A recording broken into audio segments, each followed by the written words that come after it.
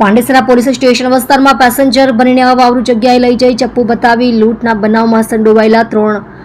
આરોપીઓને મુદ્દામાલના auto rickshaw સાથે ઝડપી પાડી ગંભીર ગુનાનો ભેદ ઉકેલતી સુરત શહેર ક્રાઇમ બ્રાન્ચ હાલમાં ચાલી રહેલ ગણેશ ઉત્સવના તહેવાર નિમિત્તે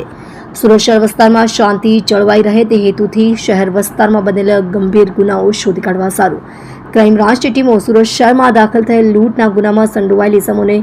શોધી જબ્બે કરવા સારું તેમજ ભૂતકાળમાં લૂંટના ગંભીર ગુનામાં પકડાઈ ચૂકેલ આરોપીઓને શોધી કાઢવા માટે વર્કઆઉટમાં હતા. દરમિયાન એન્ટી એક્સ્ટોર્શન સ્ક્વોડના પોલીસ માણસો શહેર વિસ્તારમાં બનેલ ચપ્પુ બતાવી લૂંટ કરતા ઇસમોની વોચ તપાસમાં હતા. તે દરમિયાન આધારભૂત બાતમી હકીકતના આધારે ઓન સચિન રોડ ઉપર આવેલ શાલીમાર સોસાયટી સામેના રોડ પરથી 3 ઇસમો મનિંદરસિંહ, હરનામસિંહ ટાંક સિકલીગર રહેવાસી પ્લોટ નંબર 35 પ્રભુનગર ઝુંપડપટ્ટી BRC પાસે ઉધના સુરત